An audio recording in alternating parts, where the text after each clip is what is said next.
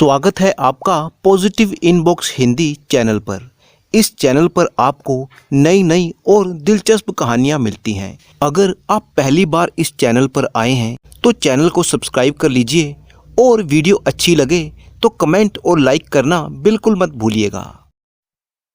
काशीपुर नाम के एक गांव में हरिया नाम का एक आदमी रहता था जो लकड़ी काटकर अपना जीवन यापन करता था।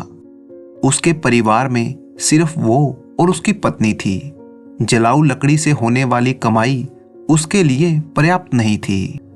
एक दिन उसकी पत्नी उससे कहने लगी, कितने ही दिन देख लो, तुम्हारी कमाई तो इतनी ही रहेगी। इस तरह से लकड़ी बेचकर हम कैसे गुजारा करेंगे?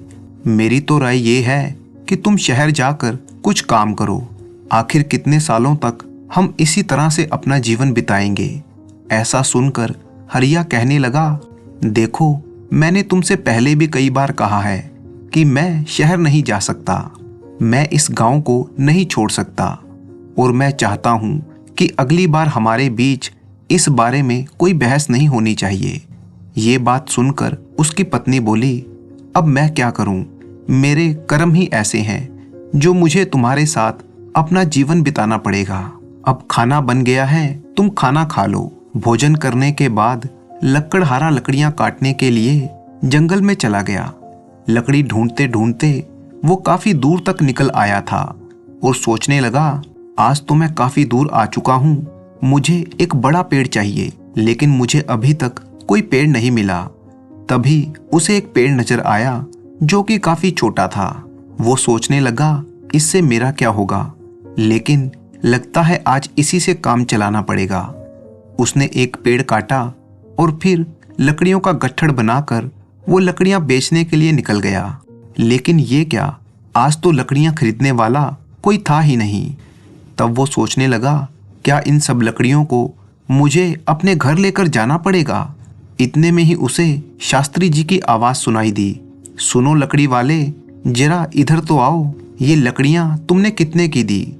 लकड़हारे ने पूछा, महाराज, क्या आपको सारी लकड़ियां चाहिए? तो मैं आपको ये लकड़ियां 10 आने में दे सकता हूँ। शास्त्री जी बोले, मुझे सारी लकड़ियां चाहिए, लेकिन तुमने जो दाम बताया है उतना दाम मैं नहीं दे सकता। मैं तो सिर्फ 5 आने ही दे सकता हूँ। हरिया बोला, अरे महाराज, इस कीमत पर तो मैं लकड़ियां नहीं दे सकता, लेकिन मैं काफी थक चुका हूँ, इसीलिए मैं आपको 5 आने में ही दे दूंगा, क्योंकि मुझे पहले ही काफी देर हो चुकी है। आप मुझे जल्दी से पैसे दे दीजिए, मुझे घर जाना है और खाना भी खाना है। शास्त्री जी बोले, ये लो तुम्हारे 5 आने और सारी लकड़ियां तुम बाहर रख दो। वैसे अगर तुम्हें भूख लगी है तो क्या तुम कुछ खाना खाओगे? सब तैयार है, खाना खा लो और फिर अपने घर चले जाना।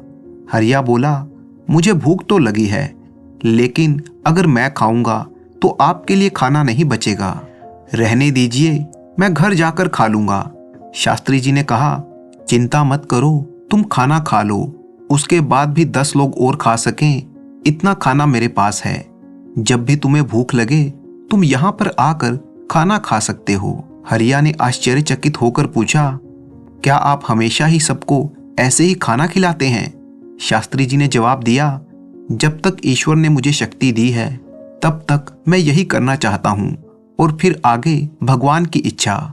हरिया बोला, तो ठीक है, मैं आज खाना यहीं पर खाऊंगा। उस दिन हरिया ने शास्त्री जी के घर पर भरपेट खाना खाया। खाना खाने के बाद हरिया शास्त्री जी से कहने लगा, महाराज, आप तो बहुत अच्छे और उदार दिल के हैं। ऐसा अच्छा काम करने में मैं भी आपकी सहायता करना चाहता हूँ। अब से मैं 10 आने की कीमत वाली लकड़ियाँ आपको 5 आने में दिया करूँगा। शास्त्री जी ने कहा, ठीक है। इसके बाद उन्होंने लकड़ियों की कीमत लकड़हारे को दी और फिर वो लकड़हारा 5 आने लेकर अपने घर की तरफ चला गया। जब वो घर पहुंचा तो उसकी पत्नी ने पूछा, क्या हुआ, आपने इतनी देर क्यों लगा दी? क्या आज कहीं पर आपको कोई अच्छा सौदा मिल गया था?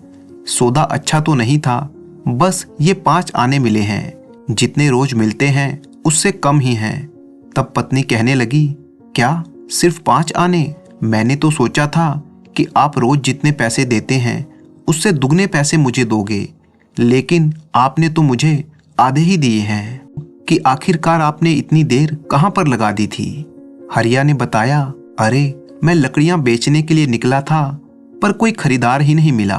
तो हमारे पास के गांव गंगापुर में शास्त्री नाम के एक ब्राह्मण हैं। जब मैं उनके घर गया तो उन्होंने सारी लकड़ियां खरीद ली और बड़े ही प्यार से मुझे खाना भी खिलाया।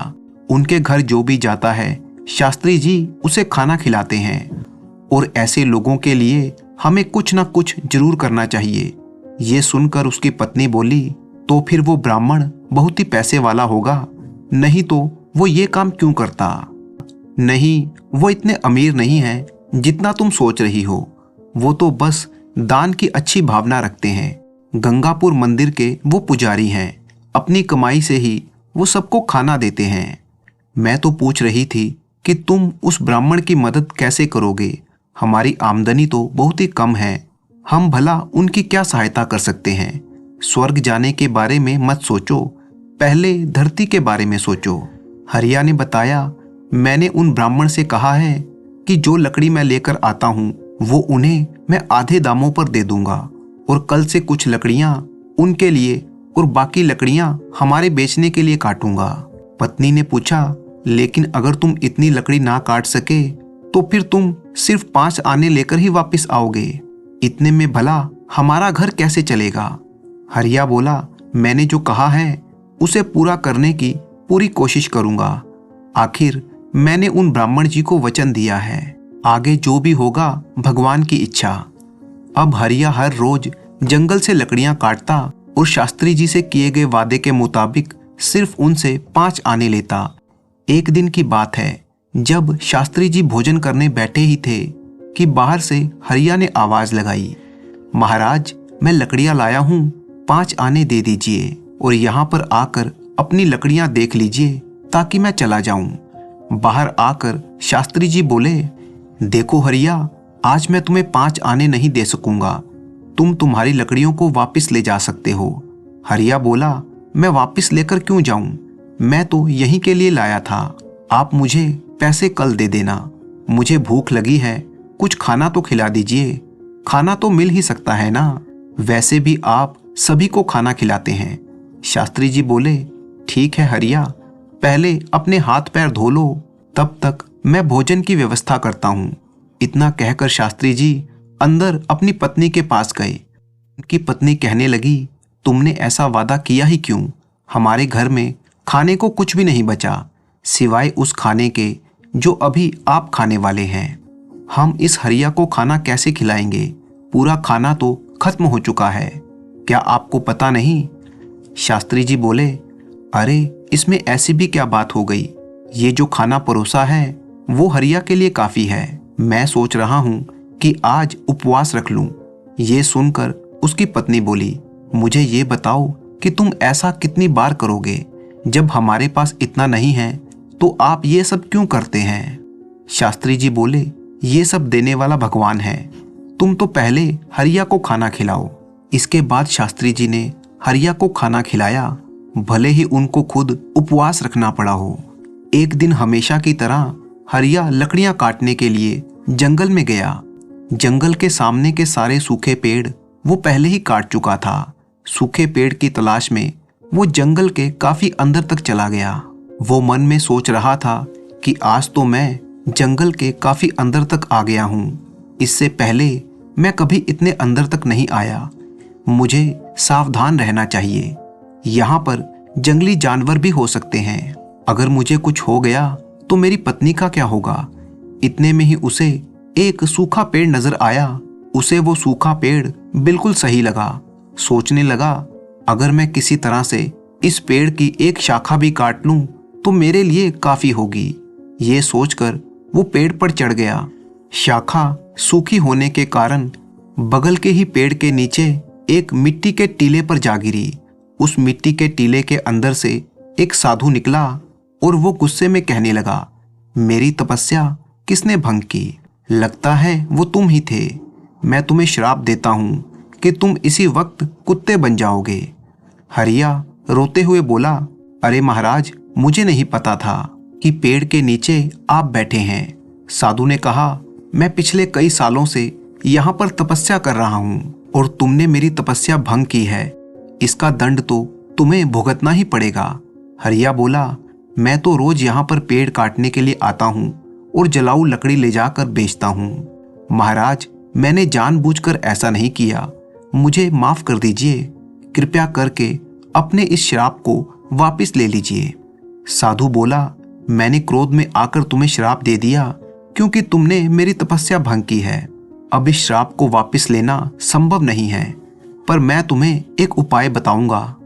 तुम ऐसे लोगों को ढूंढो जो सबसे अच्छा दान देते हों। उनके खाना खा लेने के बाद अगर उनका खाना बच जाए, यानी उनकी जूठन, उसे खाकर तुम श्राप से मुक्त हो जाओगे। अगर तुम अपने अभी के रंग से पूरी तरह से सफेद हो जाते हो तो तुम उस श्राप से मुक्त हो जाओगे। हरिया बोला, महाराज, मैं तो अपनी लकड़ियां बेचकर अपनी पत्नी को पैसों का सहारा देता हूं। अब मैं कुत्ता बन गया हूं तो मेरी पत्नी का क्या होगा? तुम्हारी पत्नी को कोई कमी नहीं होगी, भगवान उसकी व्यवस्था कर देंगे। जब तुम्हारा श्राप टूटेगा तो तुम फिर से मनुष्य बन जाओगे और तुम्हारा भाग्य बदल जाएगा। हरिया, जो कि कुत्ते में बदल चुका था, वो श्राप से मुक्ति पाने के लिए अपनी यात्रा शुरू करता है। सोचने लगा, मुझे सबसे अच्छा दान देने वाला कहाँ पर मिलेगा? मेरी तो कुछ भी समझ में नहीं आ रहा। हाँ, शास्त्री जी है ना, वो बड़े ही परोपकारी आदमी हैं। अपने पहले प्रयास के रूप में मैं शास्त्री जी के पास जाता हूँ। हरिया कुत्ते के रूप में शास्त्री जी के घर जा पहुंचा। वहां शास्त्री जी खाना खाने के लिए बैठे थे और भगवान को धन्यवाद कर रहे थे। हे भगवान, मैं सच में बहुत ही संतुष्ट हूँ। आपने मुझे उन सभी को खाना खिलाने की शक्ति दी जो आज यहाँ पर आए थे। शास्त्री जी के खाना खा लेने के बाद उनके जूठे पत्तल को बाहर फेंक दिया। हरिया कुत्ते के रूप में वहां पर आया और शास्त्री जी के खाने के पत्तल पर जो खाना बचा हुआ था उसे खाने लगा। खाना खाते ही उसका आधा शरीर तुरंत सफेद हो गया और वो सोचने लगा, मुझे लगा ही था कि शास्त्री जी बहुत ही उदार व्यक्ति हैं। मुझे तुरंत ही आधे श्राप से मुक्ति मिल गई, लेकिन पूरी तरह से इस श्राप से मुक्त होने के लिए मुझे किसी दूसरे आदमी को ढूंढना पड़ेगा। शायद कोई आसपास ही मिल जाए। अगर जल्दी ही मुझे श्राप से मुक्ति मिल गई तो ऋषि के कहे अनुसार मेरा भाग्य बदल सकता है। ये तो मेरे साथ अच्छा हुआ। मुझे श्राप देने के लिए बहुत बहुत धन्यवाद महाराज। ऐसा सोचकर हरिया दूसरे आदमी को ढूंढने लगा। एक दिन संतोष नाम का एक आदमी गोदान कर रहा था। वहां से दान लेने वाला सुरेश संतोष के बारे में सोचने लगा, कितना पवित्र आदमी है और ऐसा ये सिर्फ मेरे साथ ही नहीं बल्कि वो हर एक के साथ करता है। ऐसे लोगों को तो आशीर्वाद मिलना चाहिए। ये देखकर कुत्ता बना हुआ हरिया सोचने लगा कि आज मुझे श्राप से मुक्ति मिल जाएगी। ये आदमी शास्त्री जी के ही समान होना चाहिए जो सबसे अच्छा दान कर रहा है। यहीं पर रहकर मैं देखता हूँ कि वो कब खाना खाता है। गोदान करने वाले उस आदमी संतोष ने खाना खाया और पत्तल को बाहर फेंक दिया। हरिया तुरंत जाकर उस पत्तल में बचा हुआ खाना खाने लगा, लेकिन वो तो वैसे का वैसा ही रहा और सोचने लगा, संतोष तो इतना बड़ा दानी है, फिर भी मेरा रंग क्यों नहीं बदला? मुझे कुछ समझ में नहीं आ रहा। वो वापस आकर शास्त्री जी के घर के पास आकर बैठ गया। वहां पर जाकर उसने देखा कि दो आदमी संतोष के बारे में बातें कर रहे थे।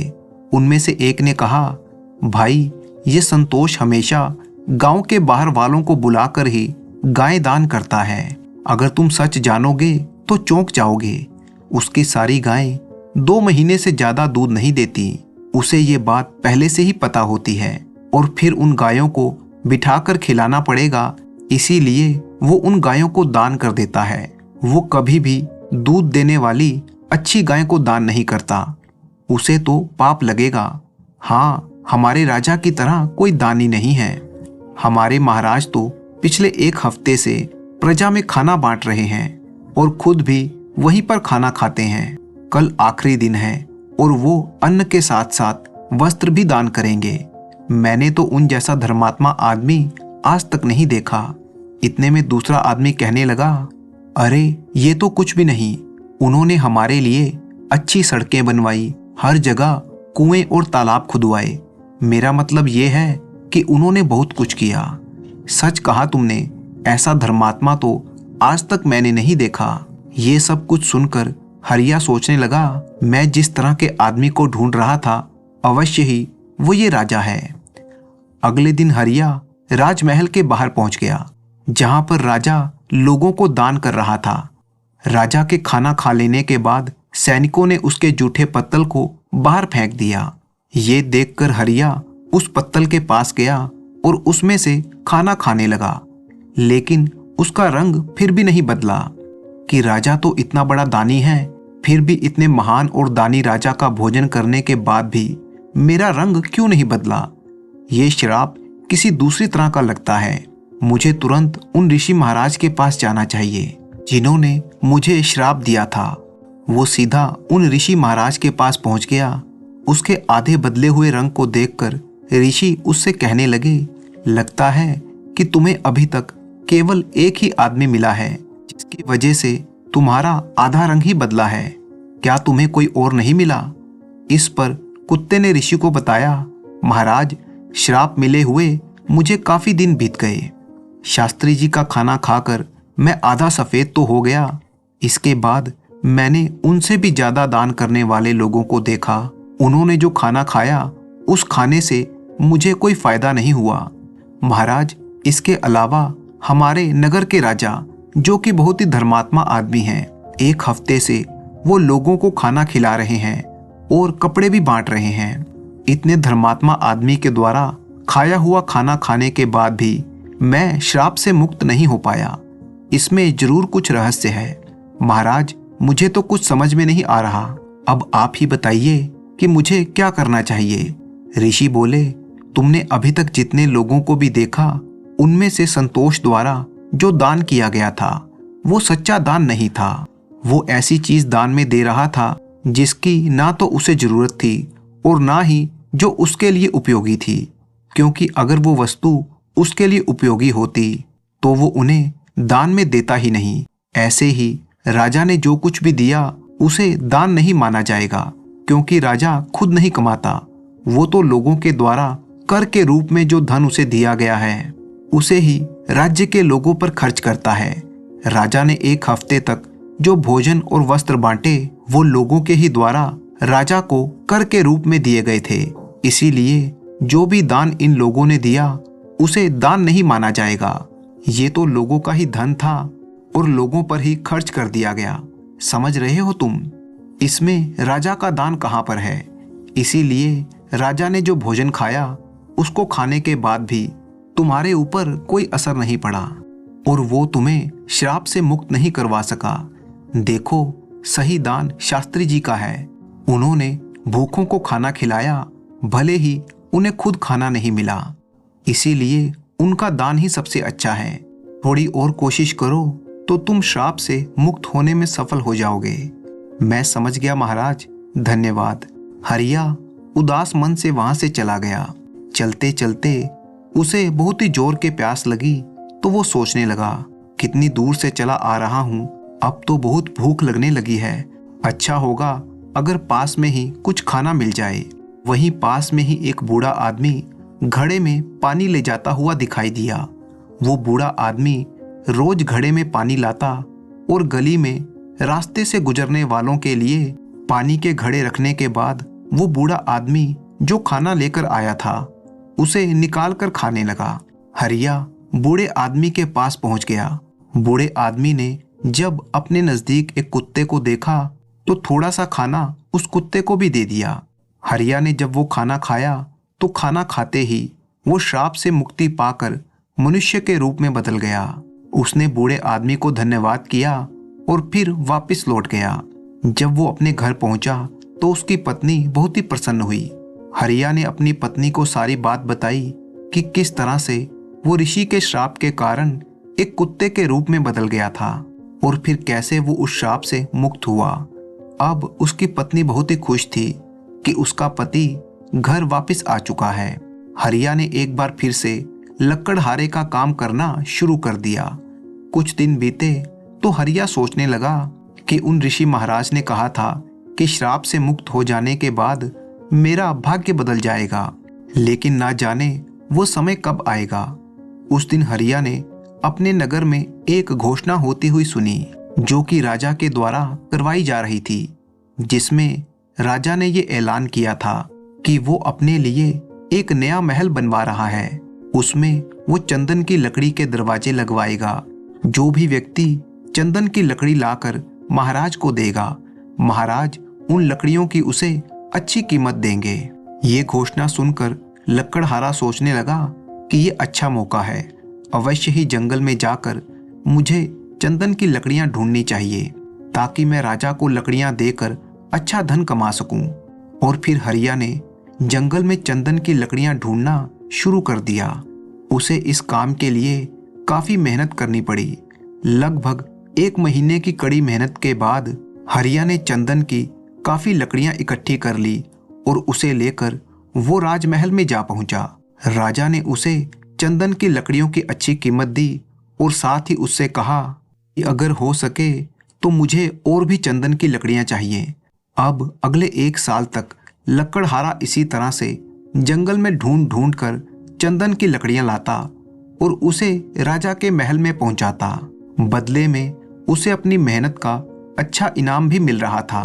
राजा भी लक्कड़हारे के इस काम से खुश था और जब राजा का नया महल बनकर तैयार हुआ तो उसमें चंदन के लकड़ी के दरवाजे भी बनाकर लगा दिए गए।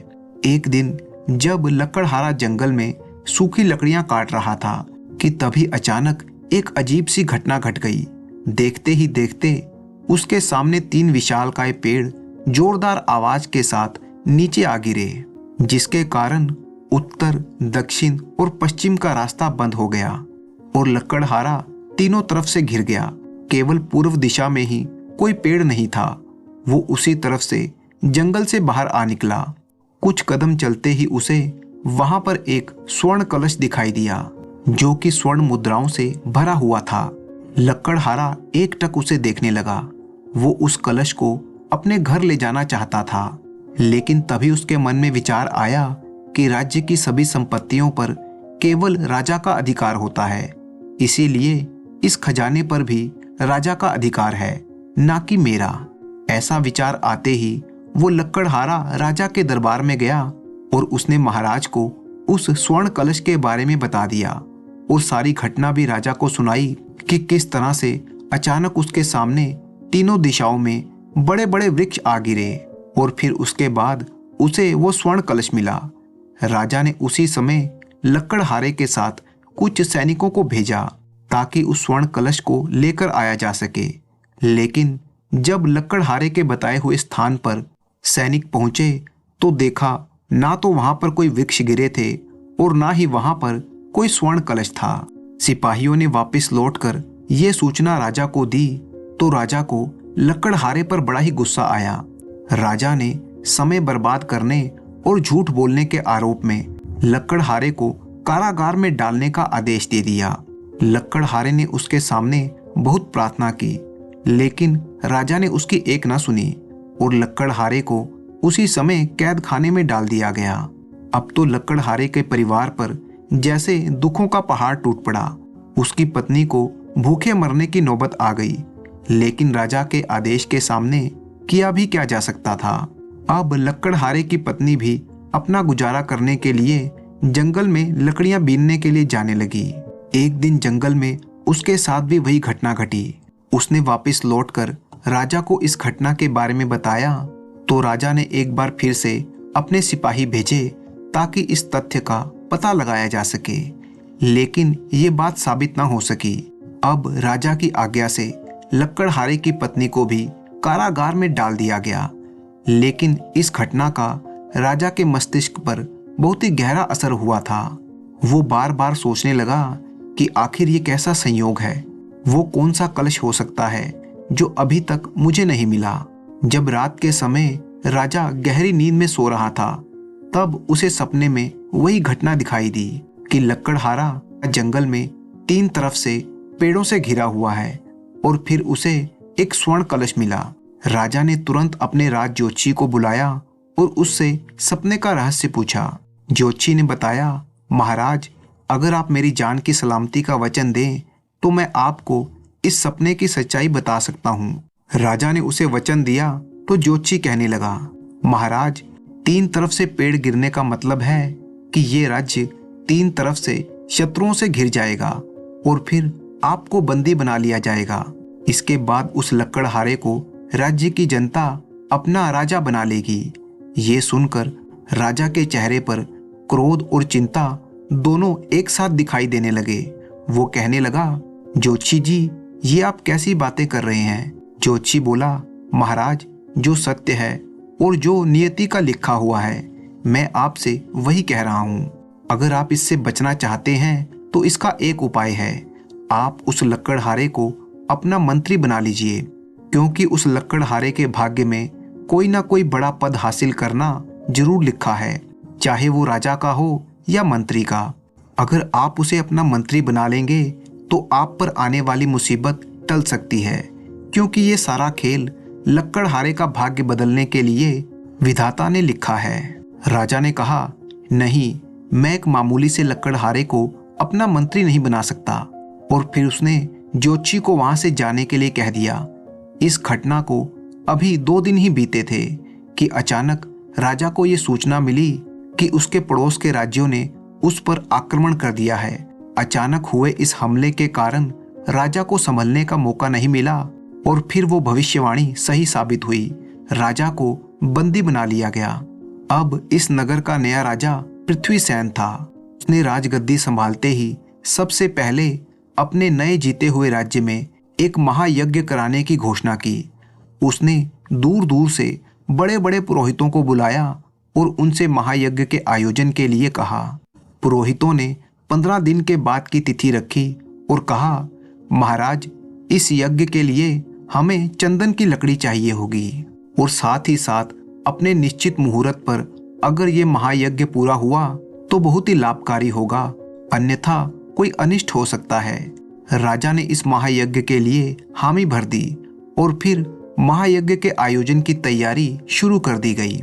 लेकिन जब तैयारी शुरू होने लगी तो उसके 2 ही दिन बाद राज्य में भारी बारिश होने लगी। 4-5 दिन तक लगातार मूसलाधार बारिश होने के बाद जब बारिश रुक गई और यज्ञ की सारी तैयारियां पूरी हो चुकी थी, लेकिन समस्या अब ये थी कि यज्ञ के लिए सूखी चंदन की लकड़ी मिलना असंभव था, क्योंकि पिछले 4-5 दिन से होने वाली बारिश के कारण जंगल की सारी लकड़ियां गीली हो चुकी थी।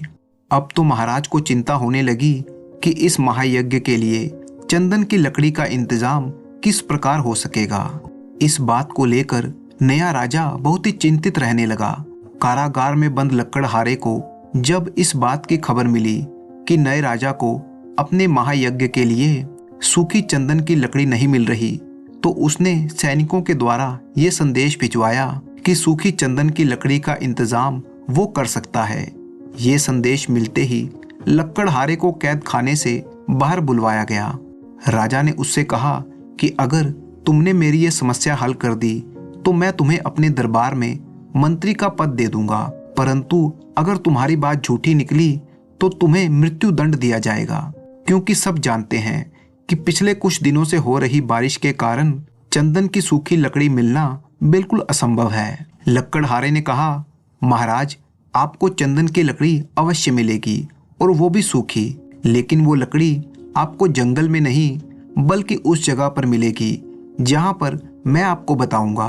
तो सुनिए महाराज, हमारे पिछले राजा ने जो नया महल बनवाया था उसके दरवाजे चंदन की लकड़ी के बने हुए हैं, जिसका इंतजाम मैंने ही जंगल से चंदन की लकड़ियां काट काट कर किया था। आप उस महल के चंदन के दरवाजों को अपने महायज्ञ के लिए प्रयोग कर सकते हैं। ये सुनते ही राजा बहुत ही प्रसन्न हुआ। उसने तुरंत अपने सैनिकों को आदेश दिया कि उस नए महल से चंदन की लकड़ी के दरवाजों को निकालकर महायज्ञ के लिए इस्तेमाल किया जाए। और फिर ऐसा ही हुआ। नए राजा पृथ्वीसेन का महायज्ञ बहुत ही अच्छी तरह से संपन्न हो गया। राजा ने अपने वचन के अनुसार लकड़हारे को अपने दरबार में मंत्री के रूप में नियुक्त कर लिया। अब एक साधारण सा लकड़हारा राजा के दरबार में मंत्री बन चुका था। और फिर अपने मंत्री की सिफारिश पर राजा ने उन शास्त्री जी को अपना राजपुरोहित बना लिया।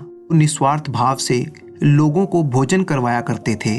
तो दोस्तों, ये कहानी हमें ये सिखाती है कि दान में दी गई कोई भी वस्तु छोटी या बड़ी नहीं होती। जरूरी ये है कि दान किस भावना से किया गया है। अगर दान करने के पीछे कोई स्वार्थ या लालच है तो वो दान बिल्कुल निष्फल रहता है। परंतु दूसरों की सेवा करने के उद्देश्य से और निस्वार्थ भावना से दिया गया दान हमेशा सफल होता है।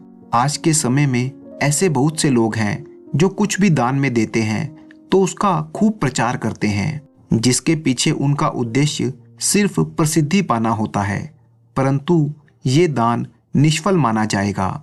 दूसरी तरफ ऐसा कोई भी मनुष्य जो कोई भी छोटे से छोटा काम करता है, जैसे चिड़ियों को दाना डालना, कुत्ते को रोटी खिलाना, लेकिन ये सब वो किसी दिखावे के लिए नहीं बल्कि निस्वार्थ भाव से करता है, तो यही सबसे उत्तम दान है।